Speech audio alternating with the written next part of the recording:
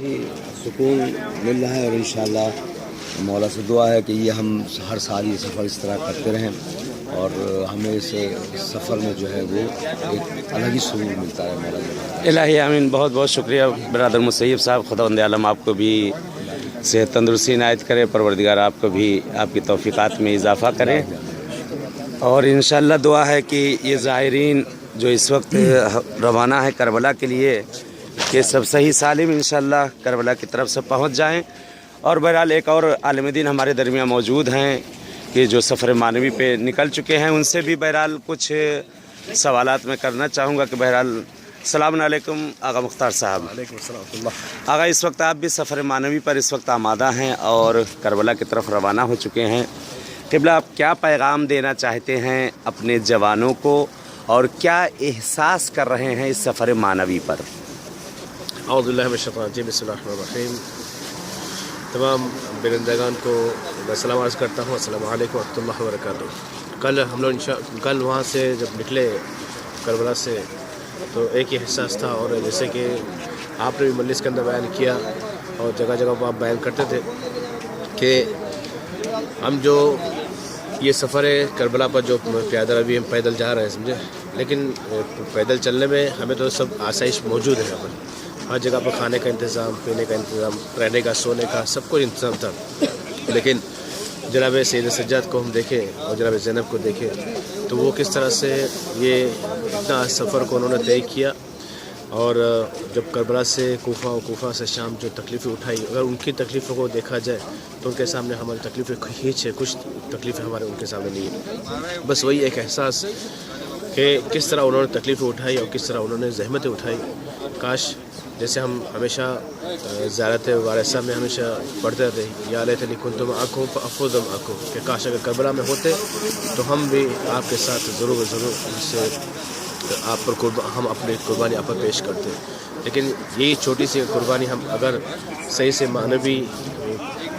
معنویت سے یا پھر معرفت سے اگر ہم پیش کریں تاکہ ایک احساس ہو کہ نہیں کاش ہم جو دعویٰ کرتے ہیں کہ ہم دعویٰ کے اندر پورا اترتے ہیں یا نہیں اترتے۔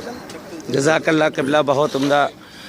ایک بہرحال وہ جوان کی جو اس وقت یہاں پر نہ آ سکے ہیں، آپ ان کے لیے کیا پیغام دینا چاہتے ہیں؟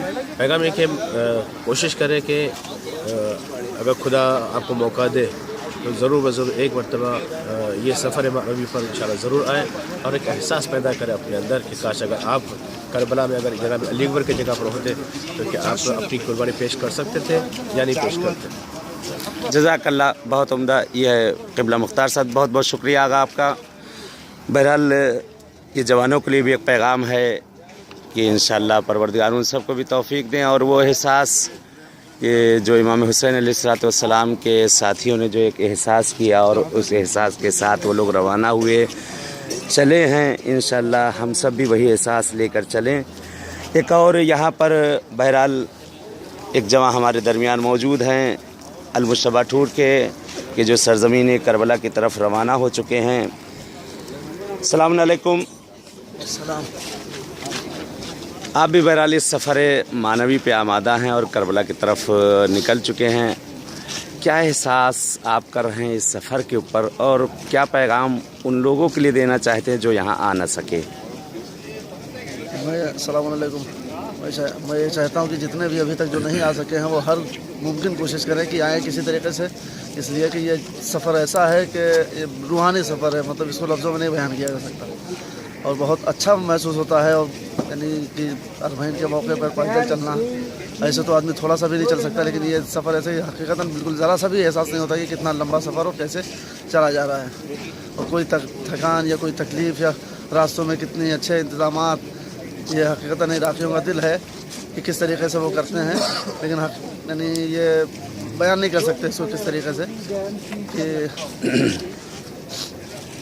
بہر ماشاء اللہ، بہت بہت شکریہ آپ کے، شکر گزار کہ آپ نے اپنے الفاظ کو زواروں کے لیے جو پیغامات ہیں ان تک پہنچائے۔ بہرحال قبلہ ہمارے درمیان اور بھی لوگ موجود ہیں کہ جو اس سفر ہے معنوی کے اوپر آمادہ ہو چکے ہیں، اور ایک اور برادر ہمارے درمیان موجود ہیں۔ السلام علیکم ورحمۃ اللہ۔ وعلیکم السلام ورحمۃ اللہ۔ آغا اس وقت آپ اس سفر معنوی پہ آمادہ ہو چکے ہیں اور کربلا کی طرف آپ نکل رہے ہیں، اور ایک رات گزر چکی ہے، اس سفر پہ آپ نے کیا احساس کیا اور اپنے جوانوں کے لیے کیا پیغام دینا چاہتے ہیں آپ؟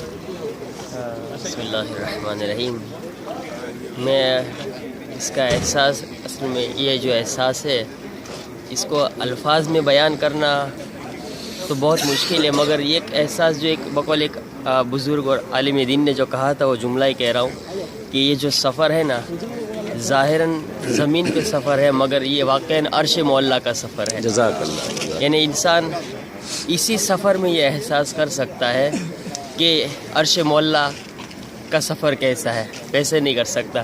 اور یہ جو روحانیت اور معنویت کا سفر ہے، یعنی امام حسین علیہ السلام کے لیے کہوں مثلا کہ امام حسین علیہ السلام جیسے ایک میگنیٹ ہے. میگنیٹ کی کیا صفت ہوتی ہے؟ میگنیٹ ہمیشہ اپنی طرف سب کو کھینچتا ہے. یہ امام حسین علیہ السلام ایک میگنیٹ ہے اور کروڑوں لوگ ہیں جیسے امام حسین علیہ السلام کی طرف کھینچے چلے جا رہے ہیں الحمدللہ. جزاک اللہ. اور جہاں تک پیغام کی بات ہے تو واقعاً ہم اس روحانیت اور معنویت کے سفر میں بس یہی کوشش کریں کہ کم از کم حر تو نہیں، حر کی خاک پا بن جائے. جیسے امام حسین علیہ السلام کی خدمت میں جا کے جناب حر علیہ السلام نے اپنے آپ کو کامیاب کر لیا، اپنی آخرت کو دنیا کو سنوار لیا. ہم بھی کوشش کریں کہ اس معنویت اور روحانیت کے سفر میں انشاءاللہ مولا حسین کے قریب اتنے چلے جائیں کہ مولا حسین علیہ السلام حر کی طرح ہمارے گناہوں کو بھی معاف کر کے ہمیں بھی اپنے سینے سے لگا لے، ہمیں بھی قبول کر لے انشاءاللہ. جزاک اللہ قبلہ. بہت بہت شکر گزار ہیں آپ کے. الحمدللہ یہ سب زائرین اس وقت اب روانہ ہو چکے ہیں اور صبح کا ٹائم ہے اور اذان کا وقت نزدیک ہو رہا ہے. انشاءاللہ کہ دعا کریے گا تمام مسافروں کے لیے، ان لوگوں کے لیے کہ بہرحال جو اس سفر معنوی پر نکل چکے ہیں. انشاءاللہ پروردگار سے دعا ہے، الہ بیت سے دعا ہے، معبود سے دعا ہے کہ معبود آپ لوگ کو بھی ان مقامات پہ، ان جگہوں پہ، ان سفروں پہ، ان سفر معنوی پہ آنا نصیب کریں گے انشاءاللہ. اور جو سب سے بڑی دعا ہے ہم لوگوں کی وہ یہی ہے کہ پالنے والے، آج دنیا میں جگہ جگہ پر ظلم ہو رہا ہے، پالنے والے ہمارے زمانے کے امام کو بھیج دے کہ یہ جو اس وقت جگہ جگہ پہ ظلم ہے، جگہ جگہ پہ اس وقت جو ہے جوانوں کو جگہ جگہ شہید کیا جا رہا ہے، ایران میں، عراق میں، لبنان میں، سیریا میں، بحرین میں، کہ پالنے والے زمانے کا امام آئے اور یہ تمام مشکلات جلد از جلد دور ہو جائے. والسلام علیکم ورحمۃ اللہ وبرکاتہ.